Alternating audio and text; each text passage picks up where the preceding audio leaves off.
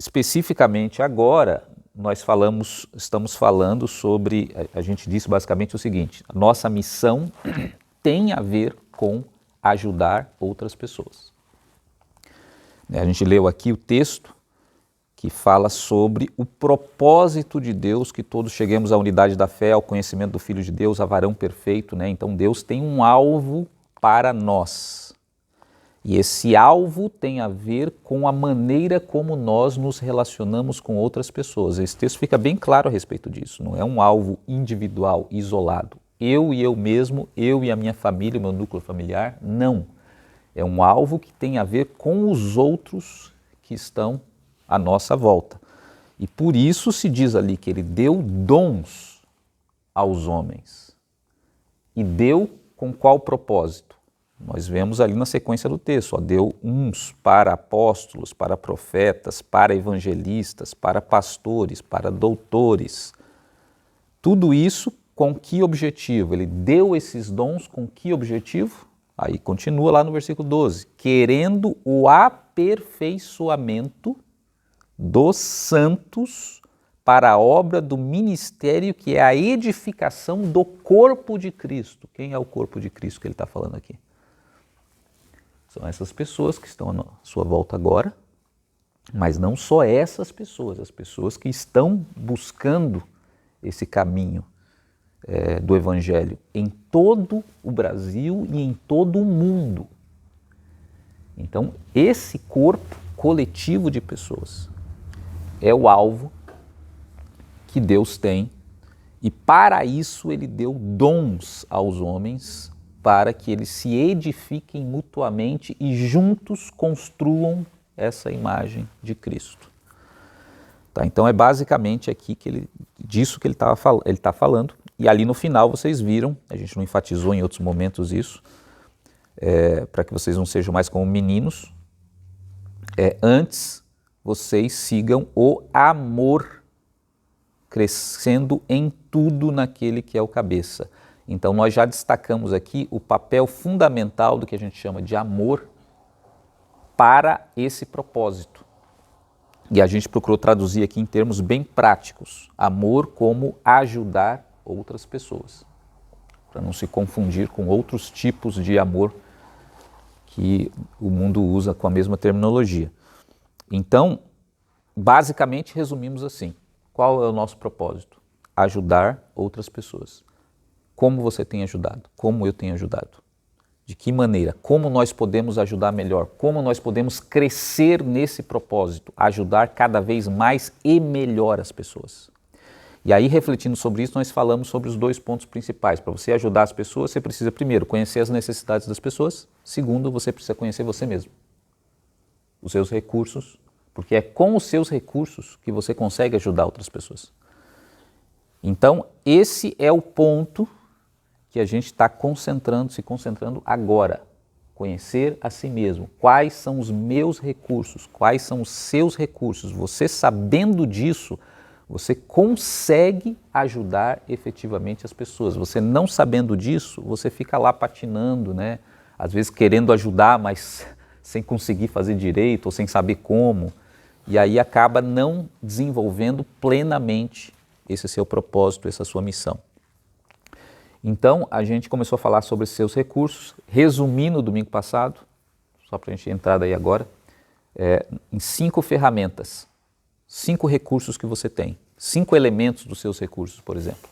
Primeiro, as suas habilidades naturais, que são os dons que a Bíblia está falando aqui. Segundo, as suas habilidades adquiridas, porque uma habilidade natural que todos nós, seres humanos, temos é a habilidade natural de aprender. O ser humano é um ser que é capaz, é altamente adaptável. Ele se adapta a qualquer situação, ou quase todas as situações, e ele consegue aprender. Então, como nós temos essa habilidade fundamental, e todos compartilhamos dessa habilidade, nós conseguimos, mesmo não tendo aquela habilidade natural, nós conseguimos adquirir novas habilidades.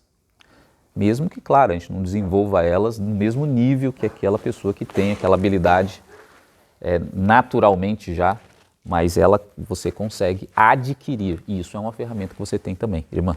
A ciência dá o nome de neuroplasticidade. Neuroplasticidade, boa. Então, essa neuroplasticidade que a irmã mencionou, é essa capacidade surpreendente do ser humano se adaptar, às vezes até uma parte do cérebro é comprometida e por alguma maneira, a gente teve um caso desse, por exemplo, na escola, o ano passado, um garoto com 16 anos de idade desenvolveu um tumor no cérebro e aí foi desenganado mesmo, não se acreditava que ele ia conseguir sobreviver e além disso, se sobrevivesse, ele iria ter sequelas, provavelmente para o resto da vida. Fizeram a cirurgia no crânio, ele sobreviveu e não só sobreviveu, como o cérebro de alguma maneira se adaptou. E ele está lá estudando e tirando nota melhor do que outros ainda, que não tiveram problema nenhum. Então, essa capacidade do cérebro humano de se adaptar é realmente surpreendente. Né? Às vezes uma área é afetada e o cérebro encontra outros caminhos, né? Outras conexões para conseguir suprir aquele problema. Então isso é uma habilidade que todos nós temos e que se manifesta nas nossas habilidades adquiridas. Mesmo que você não tenha ela de nascença, você consegue adquirir outras habilidades. Então, habilidades naturais, habilidades adquiridas, experiências de vida, interesses e paixões e dons espirituais. São essas 5 ferramentas que você tem na sua caixa que você pode ajudar outras pessoas. Então é claro, se você não conhece essas ferramentas, se você tem o que você tem, você pode ajudar outras pessoas? Pode, com uma baixa eficiência. Né? Você vai ajudar se batendo, às vezes vai ajudar mais ou menos, às vezes não vai conseguir ajudar direito, né? Mesmo tendo boa vontade. Agora, se você sabe as ferramentas que você tem, que realmente Deus te deu, aí você começa a ajudar para valer. Né? Aí você para de tentar tirar o parafuso com a faca. Né? Você vai usar a ferramenta certa, a chave de fenda, a chave Phillips. Né? Quantas vezes a gente faz isso? Né? Tenta usar a ferramenta errada, até consegue, né? Mas com algum trabalho. Né? O cara chega com a ferramenta certa, pronto, está resolvido. Né? Então, a gente está falando sobre essas habilidades naturais.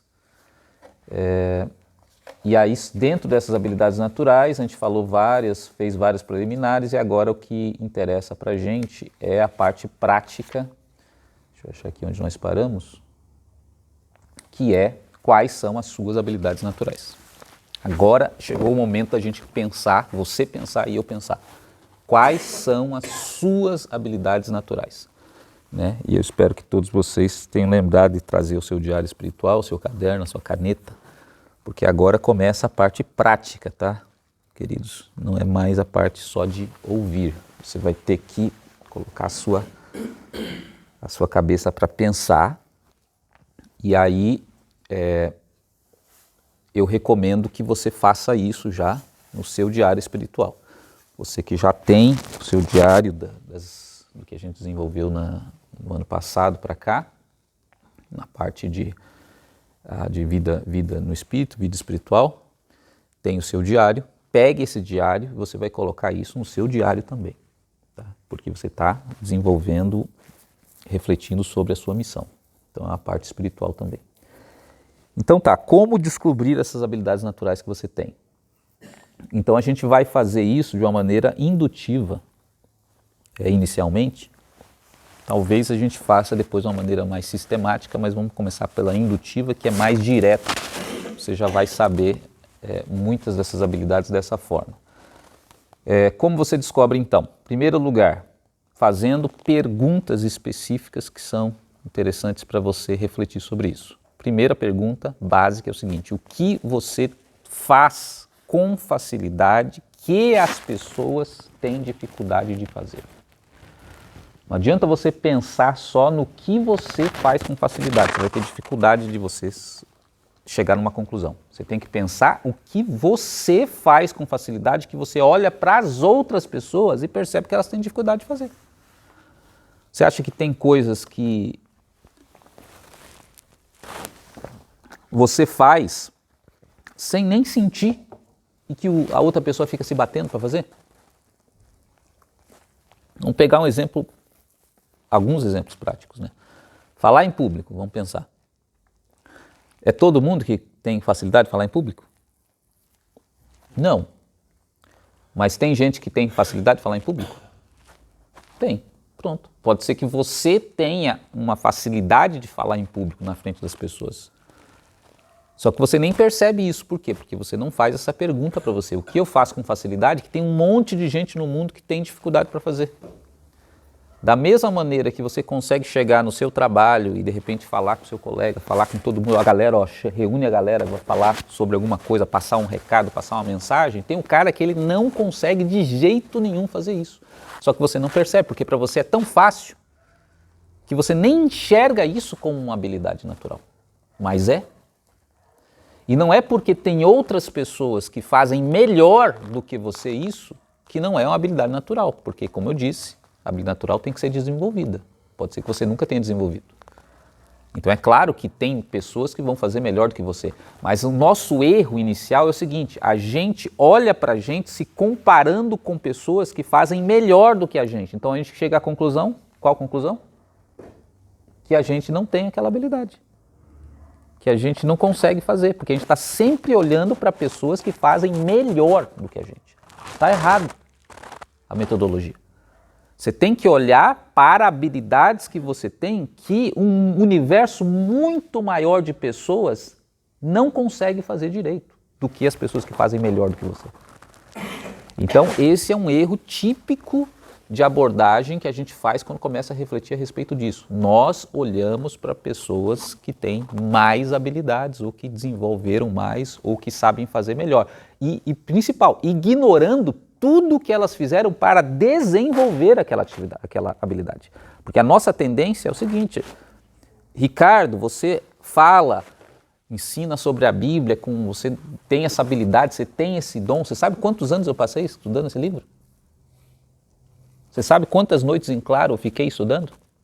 Você sabe quantas páginas eu tenho escritas sobre esse livro? Você não sabe. Você simplesmente olha para mim e acha que eu nasci desse jeito. E não olha para todo o trabalho de anos, de décadas às vezes, que eu tive estudando, me preparando, aprofundando, desenvolvendo a habilidade. Aí você olha para uma pessoa que faz daquele jeito e você fala, eu não tenho. E você ignora toda a história da pessoa, tudo que ela fez, passou, né, sofreu para chegar onde ela está. Então isso é completamente injusto. Com você mesmo, né? Você está fazendo. Então você tem que olhar o seguinte, primeira coisa, que habilidades você tem, que coisas você faz com facilidade e que outras pessoas fazem com dificuldade. Aí você vai começar a enxergar, eu falo bem em público. Você sabe o que é falar bem em público mesmo? Indo para a habilidade natural, inata. Não é o cara saber fazer um discurso, é o cara saber contar histórias. Essa é a habilidade natural, inata de falar em público. E todo mundo tem um tio Carlinhos na família, que é aquele cara que chega quando reúne a família e começa a contar a história, emenda uma na outra e vai emendando e vai contando e todo mundo fica em volta escutando. E o tio Carlinhos nunca estudou nada na vida. E às vezes vive no bar tomando uma cerveja lá ainda. Isso é habilidade natural, inata de falar em público. Contar histórias. Agora, se ele pega isso que ele já tem inato e desenvolve, aí vai chegar num outro patamar, num outro nível, mas ele já tem a habilidade. E ele já consegue exercê-la com excelência, mesmo sem ter desenvolvido ela. Então a gente tem que começar a perceber essas coisas. Outra habilidade, se relacionar com pessoas. Tem pessoas que têm dificuldade, vocês acham, de se relacionar com pessoas? E você, tem facilidade ou dificuldade? Então, se você fala assim, não, eu não tenho muito problema de se relacionar com pessoas, então, muito bem, ótimo, você acabou de descobrir uma habilidade porque tem milhares, milhões de pessoas que têm dificuldade de se relacionar com as pessoas e você não tem. Pode ser que você não seja o cara que mais se relaciona com todo mundo, que fala, conversa até com um cachorro na rua, né? Pode ser que não seja, mas você não tem dificuldade. Então isso já é uma habilidade, porque está cheio de gente aí enfrentando dificuldades, agruras aí na vida, porque não consegue. Né? Tem até um livro em casa que se chama A Chave Mestra, alguma coisa assim. Qual é a chave mestra? Que abre boa parte das portas na vida. É um livro sobre oratória, mas na verdade o que ele diz que a chave mestra é a capacidade de se relacionar com os outros.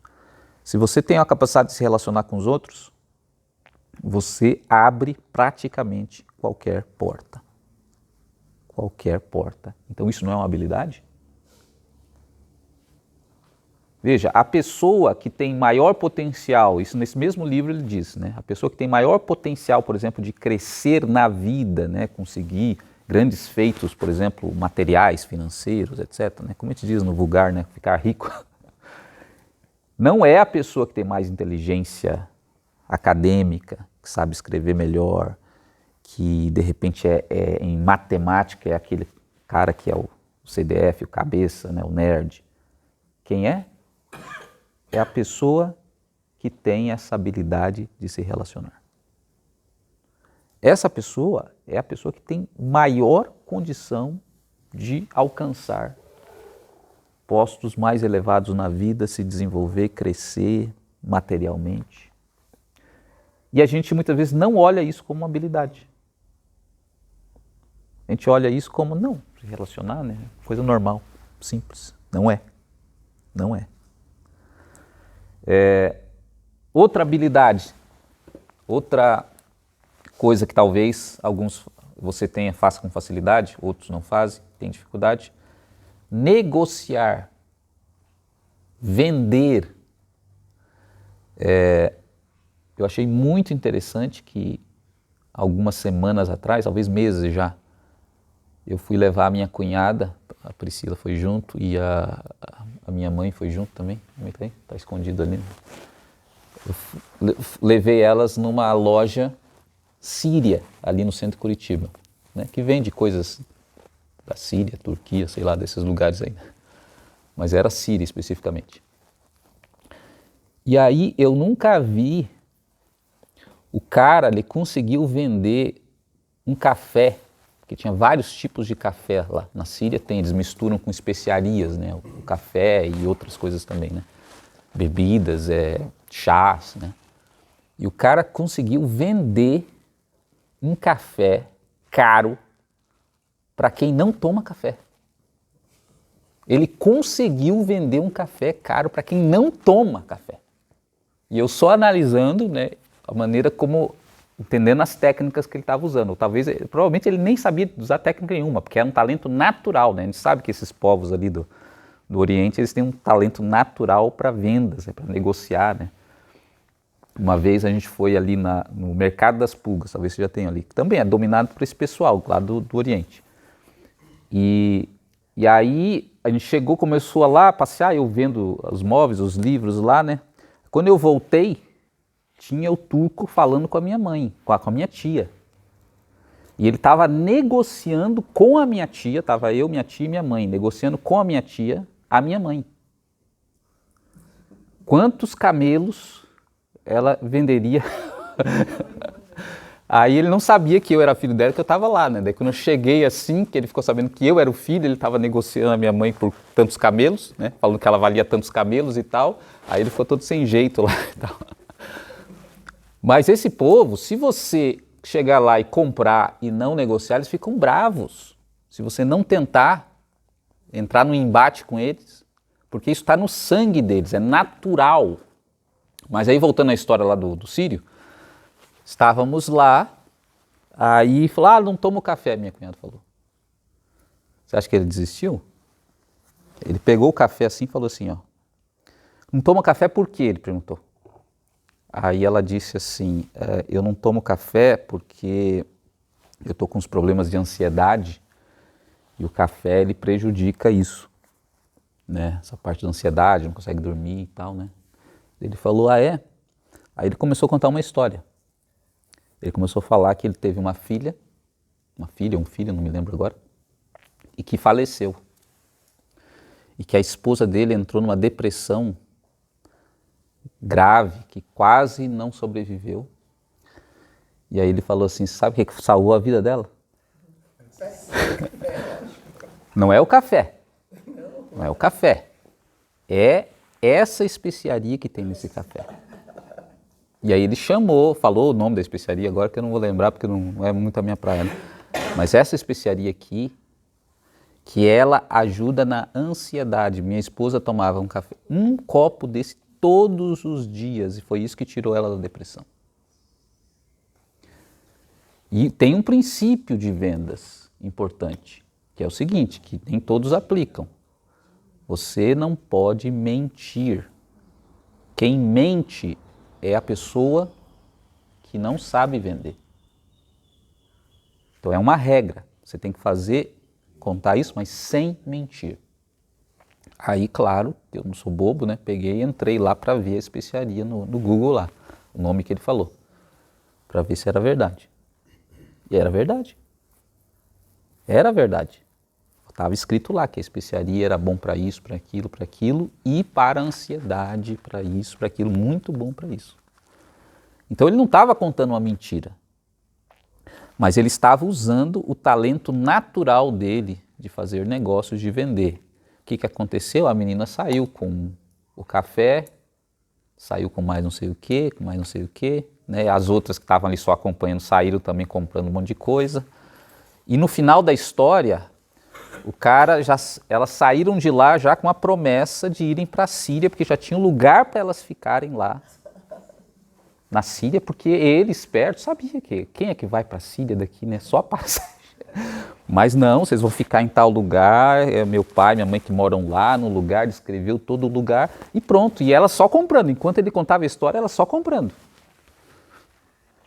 Então, irmãos, são talentos naturais, habilidades naturais que a gente geralmente ignora. Não, isso aqui não é nada. Não é nada. Mas tem um monte de gente que se você colocar uma coisa lá, venda, vai passar um ano e não vai vender. E não foi por acaso que eu coloquei na mão da Priscila ali. Venda. Não vai vender porque não tem essa capacidade, essa habilidade. Pode desenvolver até, né? Mas naturalmente não tem. Outra coisa muito básica, habilidades naturais. Tem pessoas que são organizadas? Sim ou não? Tem pessoas que são desorganizadas? Exatamente. Então veja como uma coisa tão simples, uma facilidade que você tem, por exemplo, ser organizado, que tem milhares de pessoas no mundo que têm dificuldade, que ficam a vida inteira se batendo para ter um mínimo de organização na vida. E aí a pergunta é a seguinte, a falta de organização prejudica você na sua vida? Prejudica muito. Você perde às vezes tempo, né? Imagine quando você perde uma coisa que você precisa ali, você fica 1 hora, 2 horas, 2 dias, 3 dias procurando aquele papel que você não sabe onde está, que você não colocou. Você perdeu 3 dias da sua vida procurando um papel, né? Imagine o tempo que você perdeu na sua vida inteira. Então veja que muita gente precisa de ajuda e você não percebe que você faz isso com o pé nas costas. Por quê? Porque você fez um curso de organização, ficou uma faculdade de organização durante 4 anos, foi isso? Não, porque se você é organizado, meu amigo, você já nasceu sabendo. Você já nasceu assim. É uma habilidade natural. Então, e é interessante porque a criatividade, eu sempre enfatizo esse ponto, a criatividade também é uma habilidade natural. A pessoa que não é muito criativa, não tem jeito, né? Ela não é muito criativa mesmo. ela pode tentar de todo jeito. E a pessoa que é criativa, ela é criativa. Estudando ou não estudando, a cabeça dela funciona de um jeito diferente. E ela consegue sempre pensar em coisas diferentes, coisas novas, para resolver os problemas da vida. E uma coisa que eu percebi ao longo do tempo é que as pessoas criativas, elas têm um problema terrível com organização. Eu me lembro que eu fui naquela feira do livro lá em São Paulo com um grupo de alunos, né? A Bienal do Livro, né, que chama, né? É Bienal do Livro, né? Mas tinha outras coisas lá, não era só livro, né? Tinha coisas de arte também e tal, né? E aí tinha um lugar que você entrava, tinha vários ambientes, né, de arte. E aí tinha um lugar que você entrava, eu entrei lá, e aí era tipo um escritório assim, mas tinha coisa, tava tudo virado de cabeça para baixo, né? Coisa no teto, pendurado, no chão, aquele monte de livro virado para todo lado e tal. E era essa a arte, né? Sempre a gente fala que isso é arte. Mas aí a gente foi saber o que era aquilo. Eles reproduziram ali o escritório de um artista lá, um artista plástico. Esse é o escritório do cara. Você entrava, estava tudo virado de cabeça para baixo, você não sabia nem onde você estava. Parece que alguém pegou um escritório e virou de cabeça para baixo, fez assim e tal, e colocou ele de novo. Semana de Arte Moderna no Ibirapuera. Semana de Arte Moderna, né? Então é a minha memória, né, que já está falhando. Mas a gente foi na Bienal uma outra vez, nessa é a Semana da Arte Moderna. Foi na Semana da Arte Moderna. Então, e ali mostra exatamente como é a cabeça de uma pessoa que é criativa. Aquele escritório é a cabeça da pessoa. Se a cabeça da pessoa é desse jeito, a vida dela, o escritório dela, o quarto dela, vai ser parecido. E aí o que está interessante, a pessoa que é organizada, né, essas coisas são parte aí das pesquisas que eu faço já há muitos anos, então por isso que eu vou coletando esses dados, a pessoa que é organizada, ela geralmente tem extrema dificuldade com criatividade. Porque a cabeça dela é um monte de caixinha. Aí quando ela precisa ser criativa, ela trava. A pessoa que é criativa, a cabeça dela é aquele escritório. Aí toda hora ela tira uma coisa nova ali da caixa dela. Então veja como as pessoas se complementam, e como uma pode ajudar a outra. A pessoa criativa tem problema com a organização, a pessoa que tem problema de organização tem problema, que faz bem a organização, tem problema com a criatividade, e assim por diante, né? E isso eu posso falar aqui de carteirinha, porque eu tenho duas pessoas próximas de convivência que eu posso colocar, que uma é criativa e a outra é organizada. Né? Uma é organizada, né? Mas quando tem que ter uma ideia nova, ela é um parto para ela. E a outra é criativa ali, que é a minha mãe, que a organização, como ela já revelou aqui, é o problema maior da vida dela. Aí o que eu pensei, né? Bom, se uma tem facilidade com criatividade, a outra tem dificuldade, a outra tem facilidade com organização, a outra tem dificuldade com organização, então o que eu faço? Eu pego e junto as duas, ué. Junto as duas, uma ajuda a outra, e aí você começa a entender o que é você compreender as suas habilidades e como você coloca isso de uma forma que você pode ajudar outras pessoas. Sempre vai haver uma pessoa que tem problema com aquilo e que você tem a chave para ajudá-la. Então, eu já bolei várias parcerias aqui entre as duas, por exemplo, as duas já trabalharam de parcerias, né, em outros momentos. Ela sempre com as ideias e a Priscila sempre com a execução, né, com a parte de organização. Eu já ajudei também, já fiz parcerias de negócios com a minha mãe e tal, e ela precisa de alguém que organize, porque se não tiver alguém que organize, o empresário, né? Se não tiver essa pessoa na vida dela, ela não sai do lugar. pode ter as melhores ideias do mundo, ela não sai do lugar, porque ela falta essa habilidade para ela.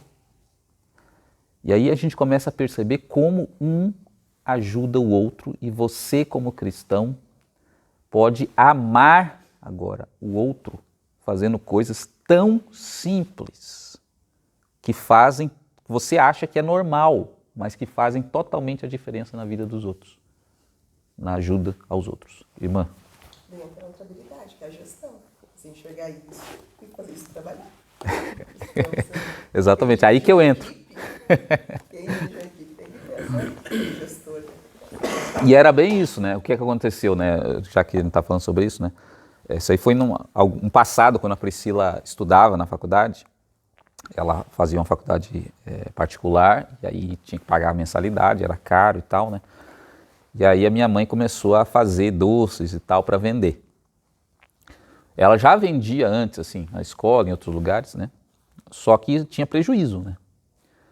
Aí surgiu uma parceria naturalmente. A Priscila começou a ajudar na parte da organização e eu comecei a ajudar na parte da gestão, né? Aí começou a funcionar. E aí uma das ferramentas que a gente utilizou lá foi o fiado. Fiado. Por quê? A pessoa muitas vezes pensa assim, a pessoa que trabalha na administração, né, na execução, eu não vendo fiado. Né? Não vendo fiado porque não pagam. Verdade, não pagam. Peguei ali na matemática, mostrei, ó, tal. Se você vender fiado, tantos não vão pagar. E você vai ganhar 50% a mais do que você está ganhando sem vender fiado. Ah, mas isso não dá certo, né? Vamos fazer o teste então. Se você entregar a gestão para mim, vamos ver quanto você ganha. Dito e feito. Né? Vendendo fiado, tem aqueles que não pagavam, né? Mas a gente trabalhava também com o sistema de viciar as pessoas no doce. Né? Aí as pessoas tinham que pagar para poder... Não, porque era bom mesmo, né? Era um chocolate de fruta e tal, né? Na época, né? Depois ficou comum, né? Mas na época era inovador, né? A ideia, né? É a ideia. E aí a Priscila pagou a faculdade dela, assim. Pagou todo o período de faculdade dela assim, vendendo lá os doces.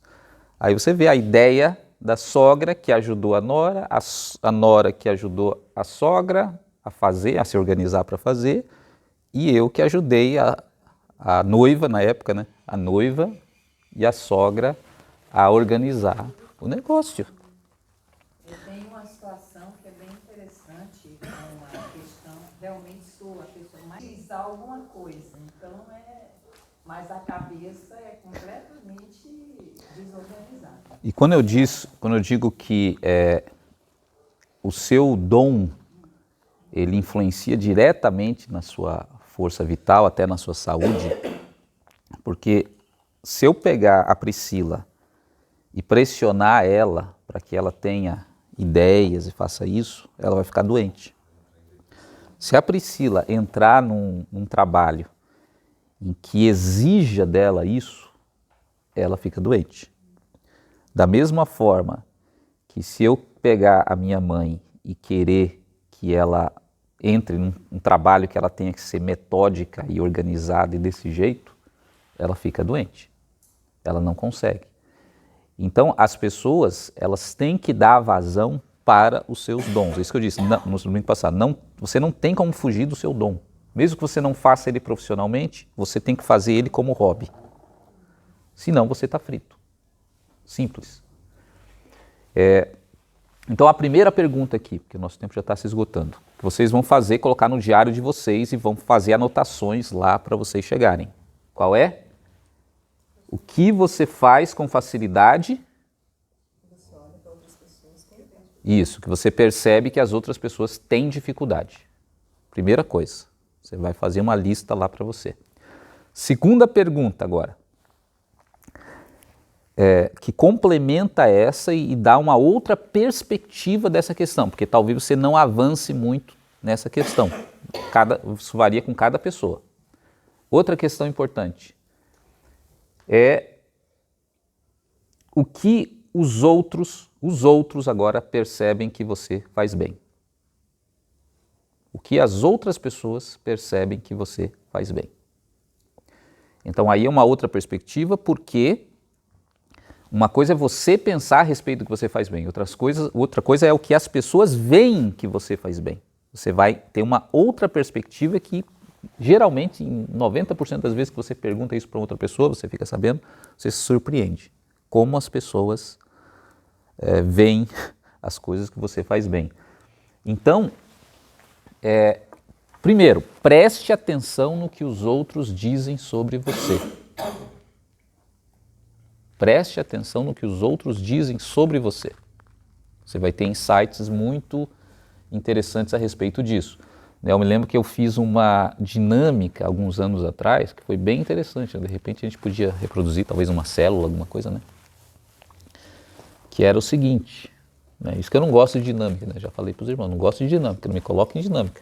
Falar para os pedagogas, não me coloquem em dinâmica, por favor. Mas essa foi legal. Você tinha que colocar num grupo de pessoas uma palavra, todo mundo colocava uma palavra que define a outra pessoa, para você.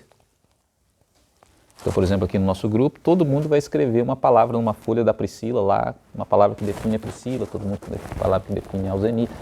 É uma boa experiência de você saber como os outros veem para você. Veem você, melhor dizendo. E aí você com certeza vai ficar surpreso sobre como os outros te veem, né? Uma palavra, por exemplo, que surgiu no meu caso, né? Teve várias ali, muitas não me surpreenderam, mas teve uma palavra que eu achei legal, achei interessante, né?